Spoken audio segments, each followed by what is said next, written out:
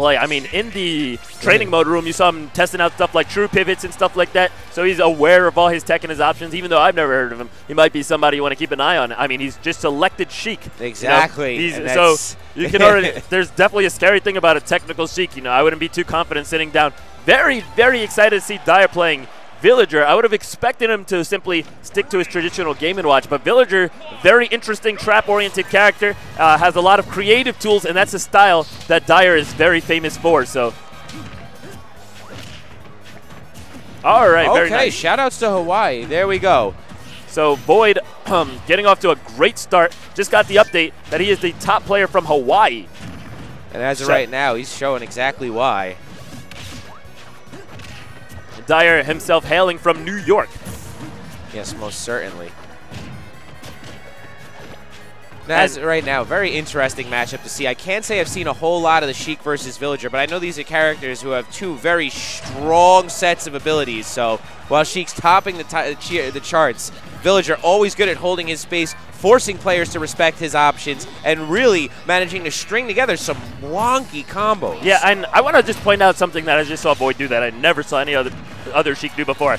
He did Bouncing Fish into the edge he was presently holding, so he can get the flip side of Bouncing Fish to give himself a little bit of a unique angle when he was going for it. Never seen that before. Very, very interesting. Oh, I have to say, at Smash Attack, we've seen Vinny utilizing that quite a bit, and it seemed to take quite a few players off guard, including top-level players such as Will, Crossfire, Xfire Will, IQHQ Will, and quite a few others, just really leaving them without any kind of concept of what was going on. But as we see here, Dyer definitely knowing what's going on and doing a great job of recovering after getting hit by Bouncing Fish way deep out there. Yeah, and VoiD is just putting in that work right now. Definitely going in on Dyer. The Villager, often a character played to utilize traps and brick walls to keep the characters out and then take huge punishes from their mistakes, such as the forward smash, which just eliminated his stock at like 80%. Without question, nonetheless. Cross stage 80%. Whoa. It may be a bowling ball, but sometimes I wonder what's in that bowling ball, man. Yeah. Sup, dog? Yeah. Heard you like to get hit, so I put bricks in my bowling ball so you can fly while you're soaring.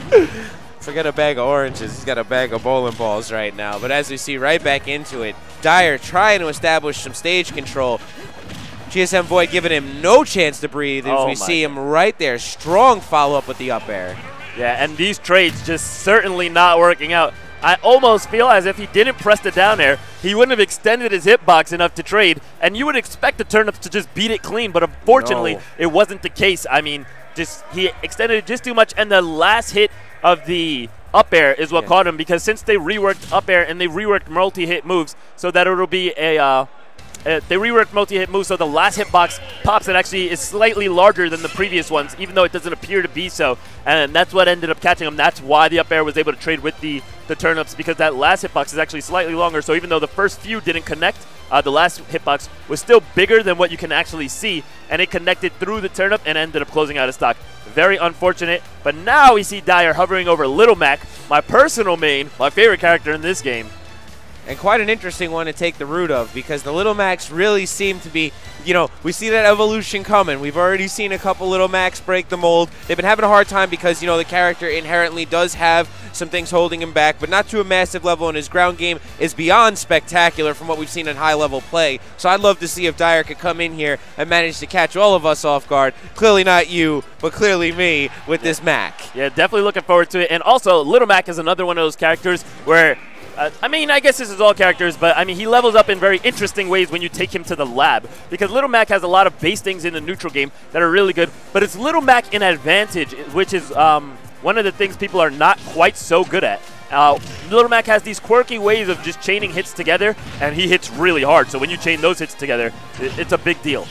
And I always love the way that you have the ability to ignore certain hits with Mac, thanks to the super armor on certain smash attacks and special All moves. of his smash attacks. All of them, correct, yeah, yes.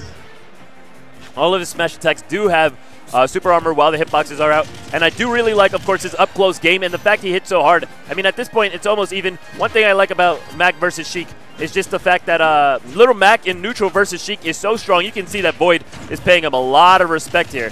And even still, a lot of people just say, oh, you can't Mac on the platforms. But you can see Dyer breaking out a little bit of technology here to make sure that his opponent's not having too much of an easy time. Close game. Even though Little Mac can be easily gimped, we're getting into the percents where Little Mac can also land that KO.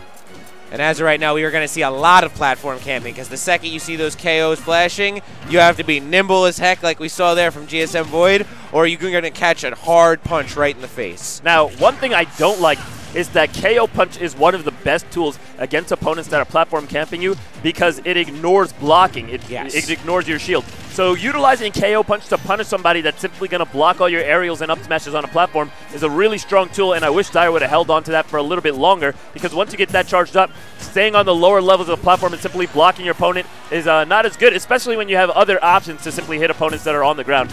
We see a missed edge guard, and we do see a F smash across the stage. Great DI coming out there from Void. It's going to not quite be it yet for him. But a down smash again, sending him across the stage. Again, great DI. That could be it. Good pressure here. Void playing very respectful, holding that block. We know Little Mac is safe on block, but a great read with that up B, that uppercut sending him out of there. And Dire, an absolute sniper there, saw an opportunity and absolutely nailed it. Void did not even have a chance to recognize the mistake he had made. Now this is where it gets really tricky for Little Mac. Not only because of Sheik's pressure game and follow-ups, but also because this is the percentage where you can't kill Sheik, so you've got to land several hits to get big damage in, and you can see Void is not hesitating to simply lame it out. He'll take 4% from the up air. He doesn't care. He has a solid enough lead.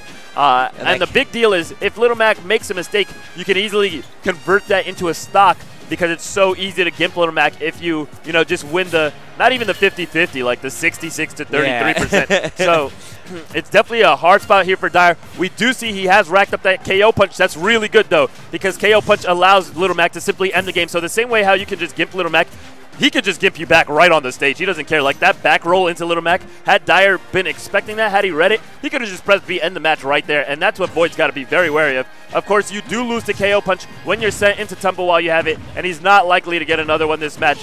Void doing a great job stringing these resets together, getting the combos. That back air there will be it. You got to just be on guard and tech everything as a Little Mac main. Void takes it 2-0 over Dire.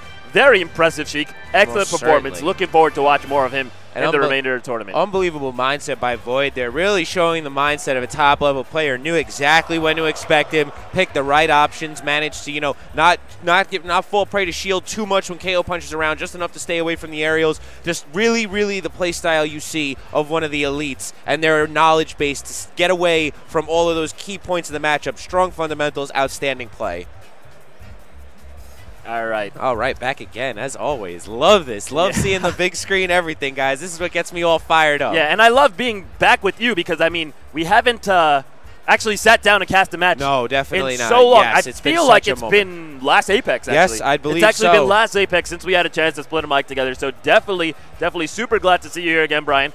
For all of you that don't know, this is CT Coondale. I'm CT Pierce 7D. My name is capitalized incorrectly. The D is lowercase and the P is capital, but it's okay. We living. We in there. And as of right now, okay. Oh, all right. So I heard we got something juicy coming up next. Not sure what it is yet. Just told it was juicy. All right.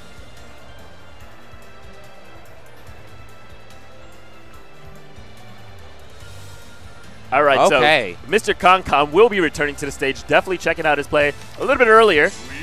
Getting people upset over here. Yes. I don't know if you caught a glimpse of that. I heard that. Versus one of the Puerto Rican All-Stars, whose tag will be revealed to us in just a moment. It's Bubbleman. Bubbleman. Here we go. versus Bubbleman. Definitely something we want to see.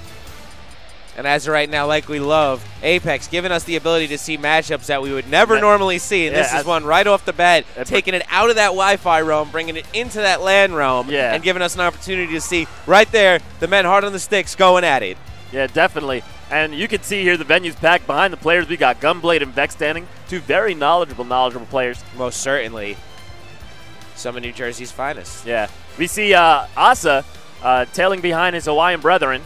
One of the, I guess you could say, leaders of the Hawaiian Smash community. Most certainly. MrConCon from Puerto Rico. So a lot of international love out here. Tons and tons of international players here at Apex. I personally, brought over to the venue because obviously everybody knows we had the venue switch. Yes. So I went back to the Clarion, picked up a couple people, brought over the Finnish players from Finland and Eddie Mexico. who's putting in work in his pool. Shout-outs to Luigi.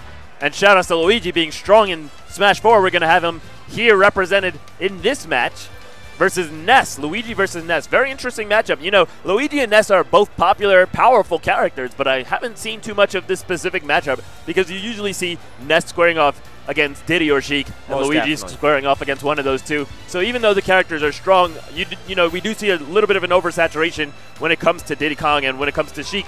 So actually seeing these two against each other is not something I see very often. Yeah, I agree entirely, Pierce. I really do feel like both of these characters feel not like hard counters, but a counter-oriented option when you know, people end up opting for them. So to see them against one another, where neither matchup really calls for it, it looks like we have potentially some character loyalists right now. Yeah, absolutely. I mean, when I talk to a lot of the top players, we started calling Luigi like an anti-meta option. Yes, because exactly. we acknowledge that Luigi has some weaknesses and that there's definitely characters in the game that can give Luigi that work.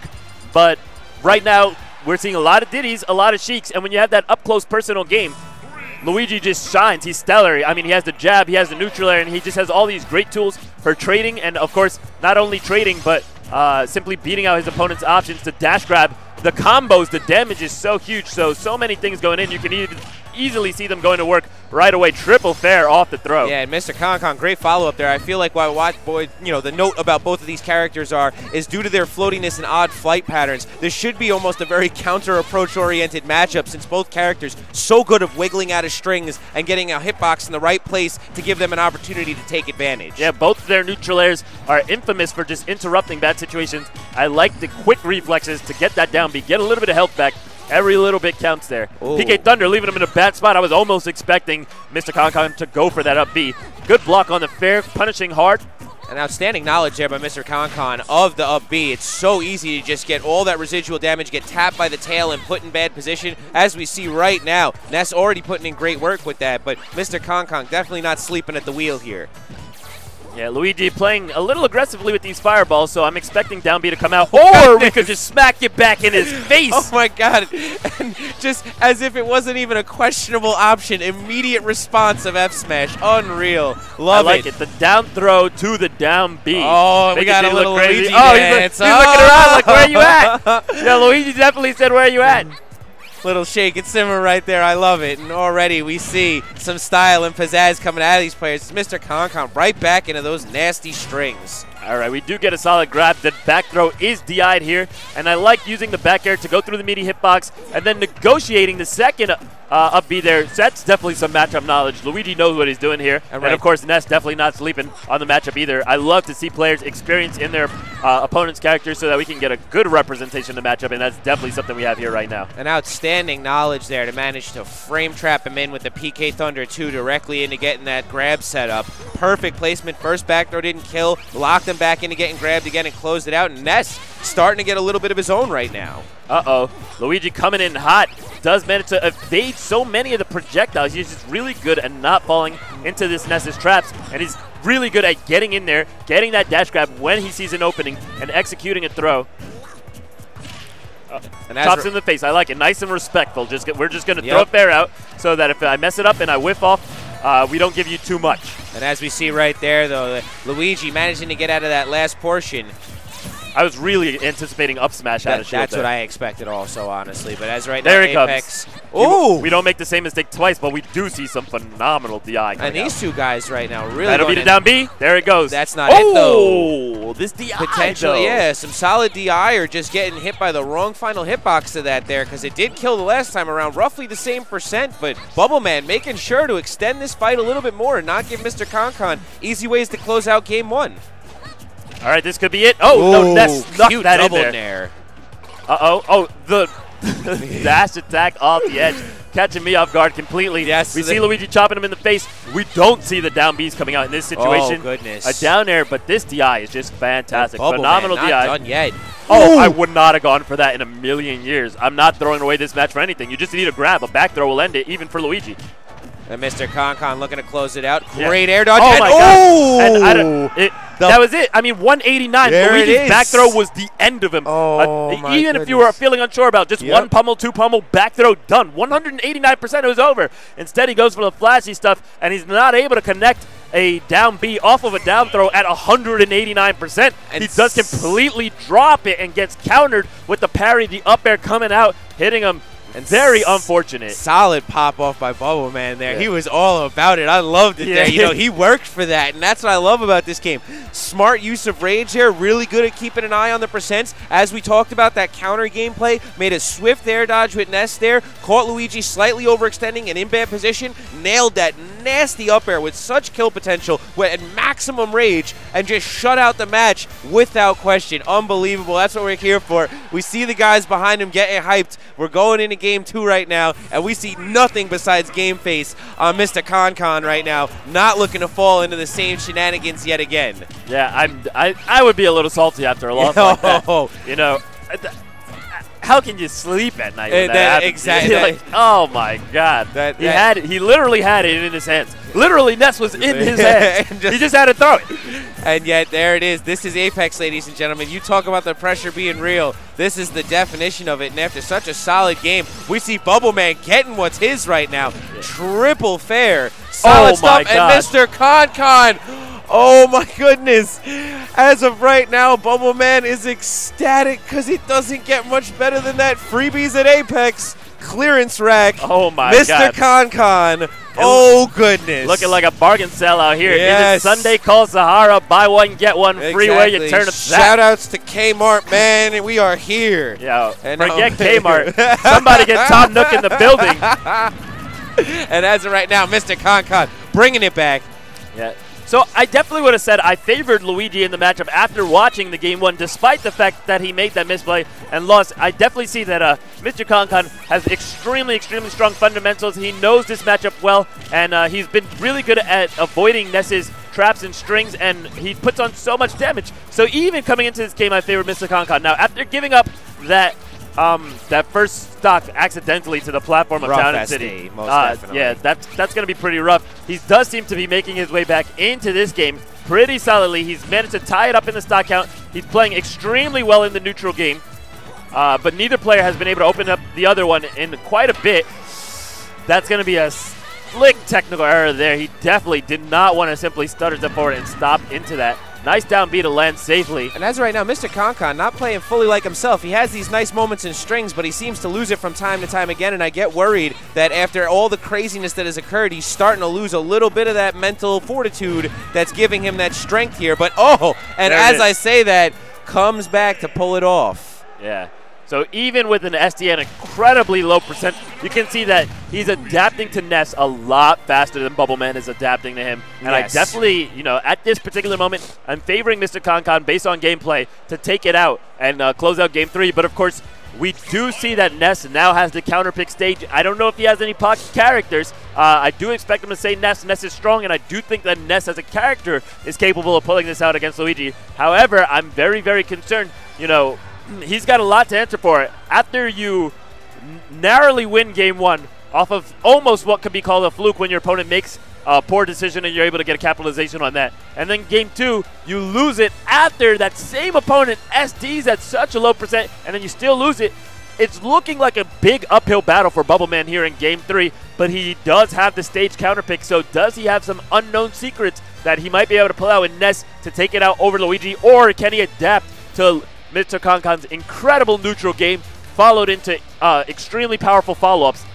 And yeah, you really hone on that strong point there. He definitely has a bit of a fleeting advantage within the match against ConCon right now due to ConCon's evolution and adaptation, but he still holds the power of winning first game in his hands, which, as we know in Smash Brothers, is the absolute truth. Yeah. That can make or break a set. So winning Game 1, while he may be losing the player advantage, he still holds within-game counterpick advantage. So I'd love to see if he can really take great use of that and do something better to make sure that he does not slip up and pass away a great opportunity at a huge upset. Absolutely. One of the things that you don't want to overlook is that even though he self-destructed by the platforms of Town and City, that was a stage he picked, and you can see he picked it for the reason that down throw, down B was able to KO his opponent at 98-ish percent, something incredibly early. I mean, if you think back to Game 1, we saw Ness surviving that at 148%, yes, but then it ended up closing the set in the 90s. So that's a big differential, and that's one of the reasons Town and City was picked. It just gives them such an early KO potential out of a reliable setup, that being the down throw. So now we can definitely see a stage transition into something that might be a lot more favorable for Ness. Duck Hunt was not my expectation. I just feel like the Ducks interfere with Ness so much with that PK Thunder, but of course we can see something entirely different. Maybe just familiar on the stage. A lot of people are really uncomfortable here. Most certainly, and it's been an awkward counter pick for a lot of players still trying to adjust to it. Me personally also. Duck Hunt is throwing me for a loop. So as of right now, it should be interesting. I love this stage. Yes. But it should be interesting to see what Ness is going to do to try and combat and take the most of it here, because with this being his counter pick, there has to be clear intention as to why. Yeah, well, one of the things we mentioned from last game, the death lines on the stage are actually quite large. You know, the ceiling is not exactly a low one, and there's a lot of space in that black border before you hit the end of the line there, so to speak. And we can clearly see, you know, Ness is doing all right here. He's familiar with the landscape, familiar with the platforms, not too worried about the ducks or the hidden grass or anything different. He's taking out ducks, making sure he's scoring all those points. That was 1,000 points right there. Very good, very good. And I think that's the funniest part about this stage. It takes the Smashville Balloon to a whole nother level. You know, very interesting. We got cooperative scored. Luigi almost closing out that first stock there. And showing exactly what you were talking about a moment ago, Pierce, with those high opportunities, but right there, digging real deep. Too much. Kicking a leaf off of that tree, ready to get started on this second stock. Ness needs to look for these fireballs. I mean, I feel like MrConCon not even hesitating to press neutral B. Now, of course, it's different because Ness is at 0%, and he's struggling to find a way. That fireball has deceptively low cooldown. And because it's a slow travel fireball, it covers the space for very long, about the duration of the cooldown. So you have to have a really solid jump in. And the thing about Ness is a rising fair isn't the greatest tool to use against an opponent that you're jumping in from far away. And definitely with the way MrConCon is spacing himself, it seems that his response to Rising Fair is actually Fireball, as it forces that retreat out of Bubbleman, and Bubbleman's had a hard time managing to get around the Fireball game MrConCon has seemed to institute now. And a rough situation here for Ness. You can definitely see Bubbleman getting a little bit nervous, goes for that up smash a bit too early and falls right into the forward smash. But great DI, very traditional Bubbleman DI right there. Exactly, and definitely keeping this match going, but that's going to close it out. And as we saw there, the full download complete. Yeah, MrConCon adapting fantastically from the game one, looking kind of close. Game two, only close because of the self-destruct, some might say, and then game three, solid domination once he started eliminating some of those more critical mistakes. Excellent, excellent set right there. We do now have a lot more insight to the Luigi versus Ness play, and we can clearly see that Luigi has some amazing tools in the matchup. So definitely one of the reasons we can see Luigi as an anti-meta character rising up, breaking into that meta, and becoming possibly emerging as a top-tier character in the game. Big shout-out to MrConCon for pulling through there. Oh, please, let's go. Yeah. Oh, all right, so, of course, we do want to give a huge shout-out to our sponsors. I definitely have several of these controllers myself. Shout-outs to Play Asia providing us some of the top-tier tools we need to be able to compete at events like this. Nothing like an official Nintendo GameCube controller. And, of course, you can also find the adapter there. So if you want to be able to plug in to your Wii U and play Smash 4 with that GameCube controller, check them out, playasia.com. They've been holding us down for years. Oh, and as of right now, this is more from PlayAsia, as we see some of the exclusive import titles only from Japan. Great listing of games right there, nonetheless, too. Yeah, I see Dragon Quest Heroes on the bottom left. I mean, excuse me, on the bottom right for the PS4. And definitely you want to get your hands on that Majora's Mask DS. Looks so sexy. Absolutely gorgeous. And I have to say, I was lucky enough to get one of the PlayAsia controllers just recently. Vinny had gotten me one for Christmas. I got my hands on my nice crispy one. I have it here with me at the venue today, and I could not be a happier camper. Those controllers, the definition of glorious. Yeah. That is for sure. Yeah, definitely a lot of awesome stuff going on here. So many very, very cool traditional titles that haven't been brought over to the Western states. Definitely another place you want to check out for, especially I know there's a lot of new players out there. Yes. For some people, this might even be the first Smash tournament you're even tuning into. Check out smashboards.com. Big shout outs to Alpha Zilot, the owner of Smashboards. He's here today.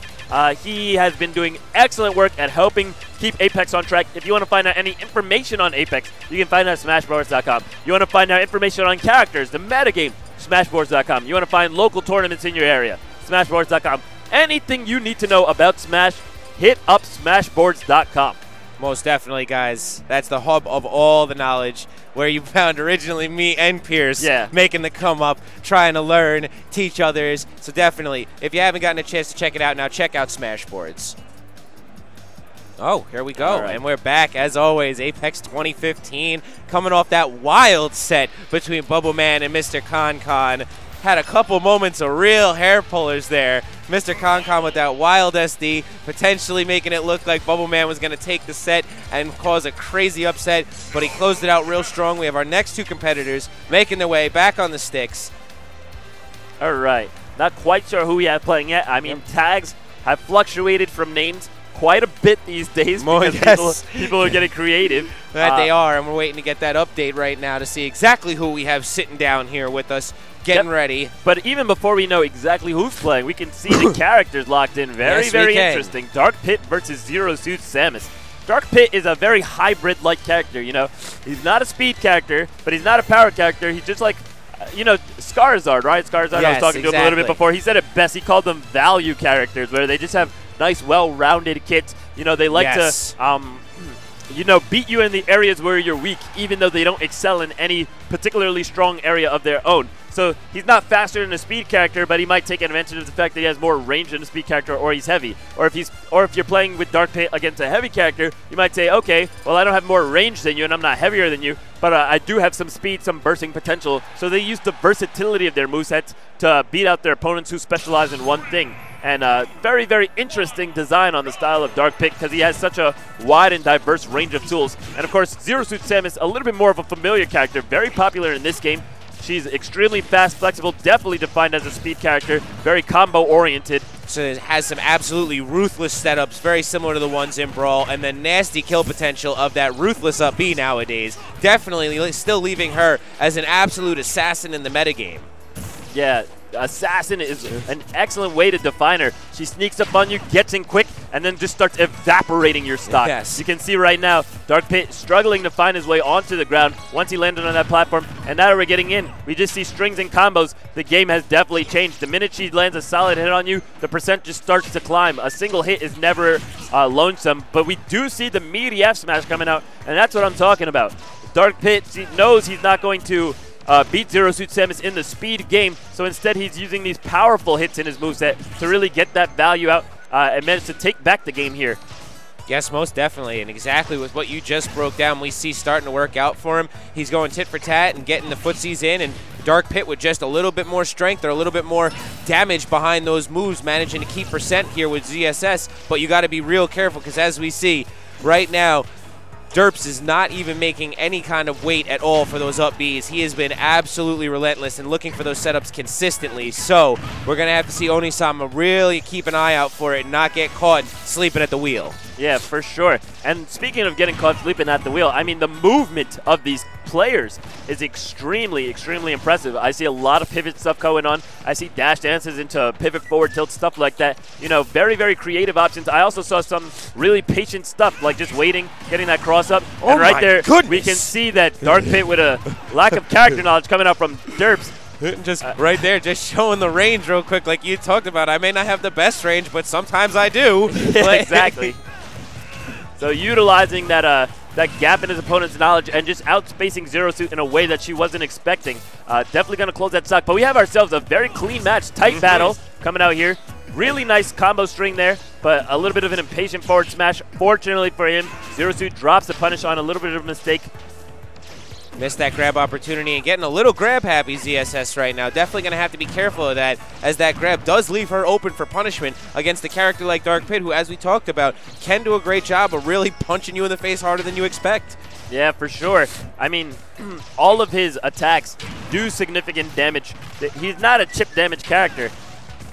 He's definitely somebody who's trying to hit you and just put in work on each individual hit. He doesn't have the lengthiest combos, but you still don't want to just take a forward smash to the face. You definitely don't want to take the side B.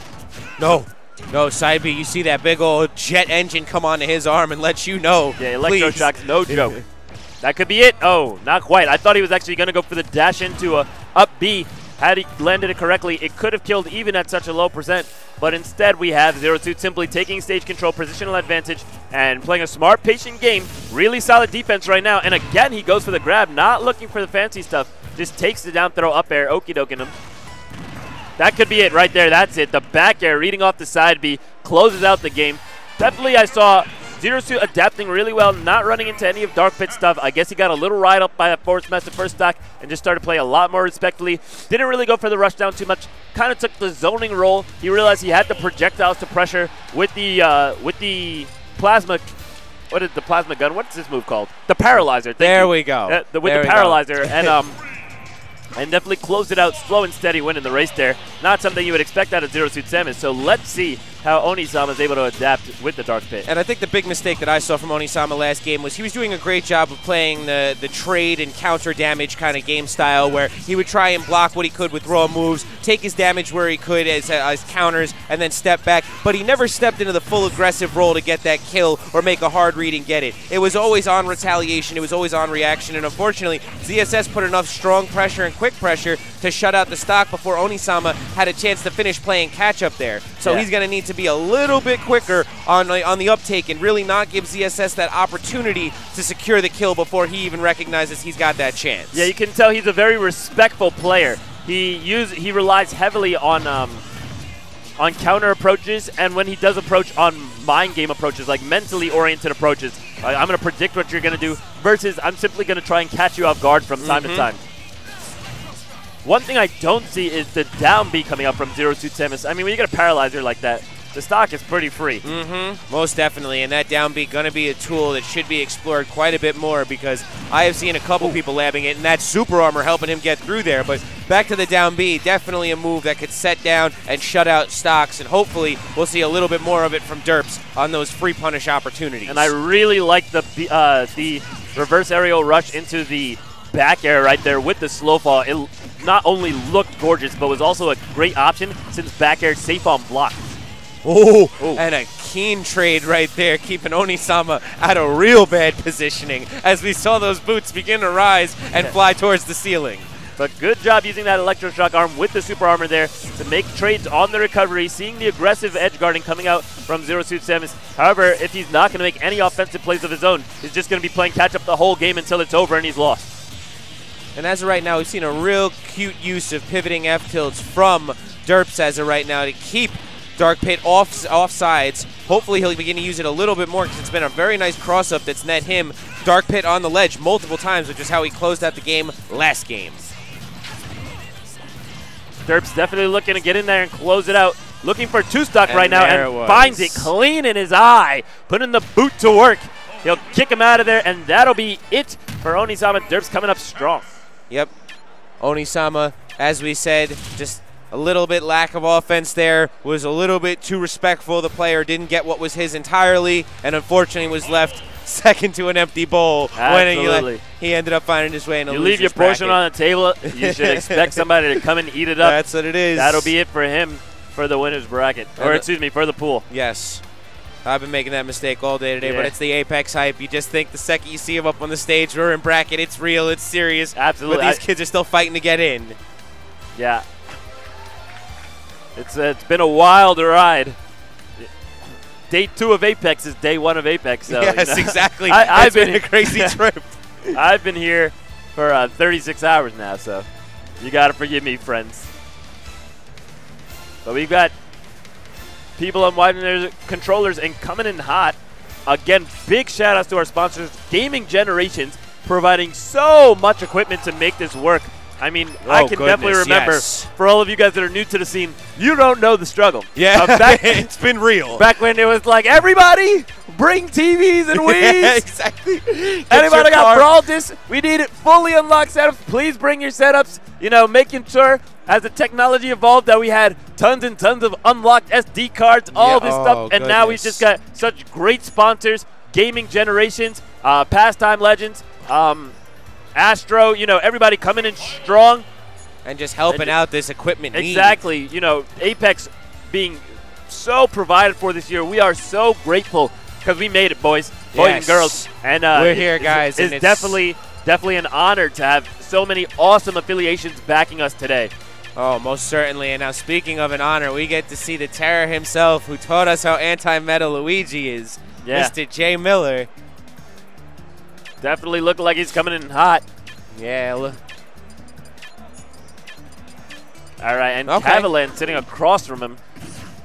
We're getting ready right now. J.Miller with his button check. Mario going to be very familiar to Luigi. We can see already he's making sure he's got some technology up his sleeve. Pivot jab left and right. Yep. Definitely something very useful to beat out roll dodges. You can just put the roll dodge as a poke on the shield, and then if they roll the other way, jab the other way, and they're just going to be caught looking confused. Exactly. And these top-level mind games now that we're still seeing develop, I love it. I say it all the time. Smash 4 is in that 08-09 phase that we saw where it's just so much so much versatility. Everything isn't set in stone yet. You're not guaranteed on your punishes. You have a good idea of what's set, but you still don't know about so much more to come, for goodness sake. So it's crazy. And not to mention with this year, Apex and Smash 4 being so new, so much hidden technology that it hasn't been unleashed yet. These guys have been waiting for the opportunity, and they are on the front stage for it. But I also like how when Brult first came out, it was under a new engine and so many new players. I mean, we still have so many new players here, but the spread of information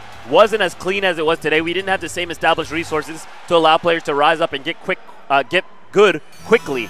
So we definitely see a lot of skill and talent coming in, unlike, if you go back and watch some of the early 08 tournaments or 09 tournaments in Brawl, the footage is so not the footage is fine, but I'm saying the technique is so raw and unclean. It just looks so gross, ugly looking. You're just like, oh, why did he do that? So base level. Yes, here we definitely see a lot of skill and talent coming out. You can clearly see that the options these guys are picking have a lot of thought behind them, and the meta game is starting off so strong. So I'm very, very excited to see Smash 4 because when you consider the powerful start of the meta in the game, but you also consider how much room there is to grow, it makes me very excited to see things coming out.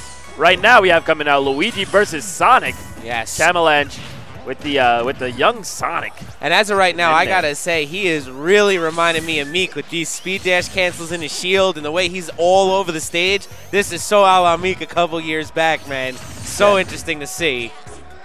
Mr. Speedy doing good work. And as of right now, we see outstanding mobility mind games from Sonic as he is all over the board, and J.Miller really seeming to be caught kind of flustered. Yeah, but I don't actually consider this really a disadvantageous matchup for Luigi. He has to just be a little bit more confident in his hitboxes, not rely on shield too much, because Luigi, as you can see, has those huge hitboxes with the great pressure and the really strong follow-ups. I mean, look at this. I really was expecting him out of that down throw to go for the down B and see if he could connect the KO out of that. Maybe he'll find it here. Great DI out of the down throw. Did you see how far right Sonic went? Most certainly. Camalange went. It was incredible, amazing DI where he wasn't able to get that down B follow-up. And now I want to see J.Miller adapt because once your opponent shows that they're capable of DIing your combos and they know what's good, they understand what's coming, you have to play a little bit more respectfully, and instead of simply go off of a flowchart, hit that autopilot button. Instead of that, you got to really be patient. Here we see the back throw that could have been a lot less work in an earlier set. We do see the back throw does close out stocks, just like that. Luigi's back throw, nothing to sleep on. Yeah, and J.Miller, very well aware. At that rage percent, caught Sonic, not the heaviest character, took full advantage and really just sealed out that stock as fast as he could. And unfortunately, as of right now, Camalange, for as much as I wanted to go into about all the technical material I have seen him getting into, pivot F smashes, perfect pivoting, he has done a lot. As of right now, we are seeing J.Miller on those raw fundamentals, just taking advantage and utilizing those techniques that have closed out games beforehand. Absolutely. We have here just such good adaptation is really the key word of this game so far, because we saw in the beginning Sonic straight up getting in there and Luigi doing too much holding block, letting Sonic get the crazy mix-ups on him, letting him get so many safe on block strings or situations that are difficult to react to and punish because of all the mix-ups out of them. Eventually, Luigi just realized, okay, I just need to be confident in my hitboxes. And then once he realized, okay, I can just hit Sonic because I'm Luigi, he started going in and solidly two-stocked him despite the huge deficit. Second stock, he took probably 20% or Yeah, less across not the whole even. stock, just dominated him. J.Miller definitely came out absolutely precise that second stock, too. As we said, first stock, a lot of shield time, taking a lot of time to figure out how to compete with Sonic, but that second stock was absolute precision. Nailed jabs, shut down Sonic's approach, kept him bottled up and completely, you know, just held in place. It just was an unbelievable way of showing that you could shut down Sonic with Luigi. For sure. So we're looking at the counterpick stages. Both players just taking a look at the stages to get themselves familiar, figure out what's going on here. Players in deliberations right now trying to figure out which ones, which stage they're going to go. What are we going to ban, first of all? Where are we going to go? And then are we going to switch?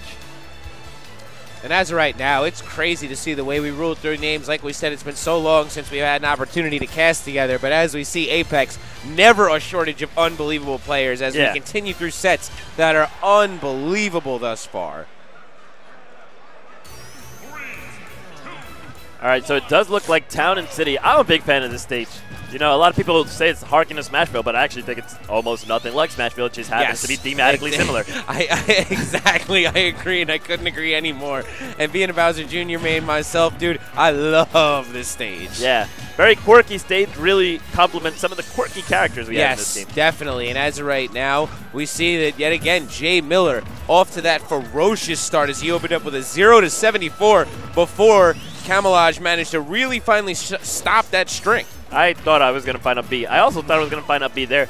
Up B can be done out of shield, so a lot of this stuff not safe on block could simply be entered with up B, but we won't need that. Instead, we see an up smash just simply blocking it out, and we can definitely see, look here, he doesn't block the spin dash. He's simply putting out hitboxes. Caught him with a fireball, caught him with an up smash. He's not afraid of the spin dash, and Camalange is going to have to mix it up. And yeah, Camalange seems to really not be dealing well with this area coverage as we see J.Miller just putting hitboxes exactly where Camalange does not want them to be. It's like he's running into brick wall after brick wall, and those walls are Luigi's appendages. Yeah, I mean, Luigi's not even traditionally a brick wall character, but he's this man is looking kind of brolic right now. Yeah, just a little.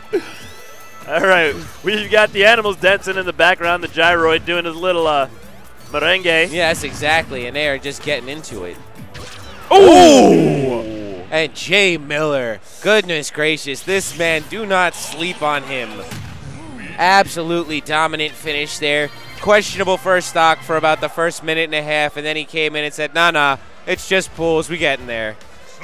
Unbelievable stuff, and love seeing it. J.Miller definitely taking it strong, as we can see here on the character select screen. That's 4 stocks taken for 0. Did not drop a stock to his opponent in that set. Bit one-sided. Definitely Luigi coming out to play today. This is the story of Luigi today. I know the year of Luigi was 2013, but I don't know, man. Luigi's just not wanting to go anywhere. I mean, from the Luigi Death Stare to the Luigi Takeover here in Smash 4. But man, as of right now, it really is a Luigi takeover as we see ConCon and J.Miller putting the fear of Luigi in all these kids as of right now. Yeah, such a very scary character. Now, you know, a lot of people have been asking me, you know, what's the cause of Luigi's sudden success? And my answer to that is it's a shift in the metagame. Yes. Because if you look at Brawl, Luigi has a lot of similar tools. He even actually has a lot of the combos he has in this game, not to the same extent. You know, you can't chain the bears together in the same crazy way. Obviously, an improved combo system, very, very good for Luigi. An improved multi-hitbox system, also very good for Luigi because his down B was already one of his strongest tools, and now his down B is improved even better since multi-hitboxes now drag you in the direction the character is moving, so they connect a lot cleaner than they used to. And that also goes for his dash attack as well, which people were always able to get out of. Yes. But the number one thing I think makes Luigi good is not actually the fact that he's able to get so much damage off of his hits and able to get so much reward, but it's actually the shift in the metagame because if you look at what's strong in Brawl, right, you have characters like Meta Knight, you have characters like Marth, DDD was dominant in the early game, Snake was dominant in the early game, and all of these are powerful range zoning characters, okay, because the game was not about follow-ups. You couldn't get too much off of a hit anyway, and you had these strong characters where the whole game was the neutral game.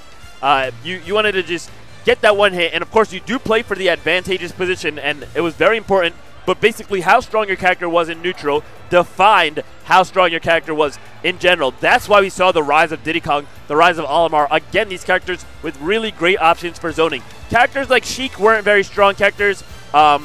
like Mario and Luigi weren't very strong because they just not. weren't that good at getting in on their opponents. It was a huge deal.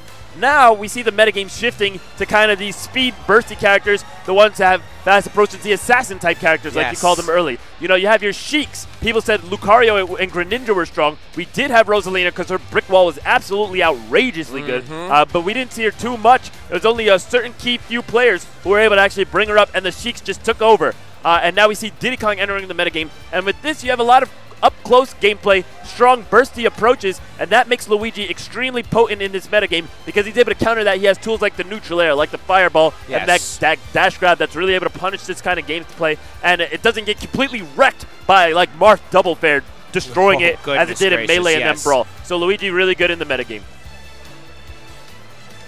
Okay, let's go. All right, absolutely. So let's see. We got something coming up from Nintendo right now. Keep your eyes peeled.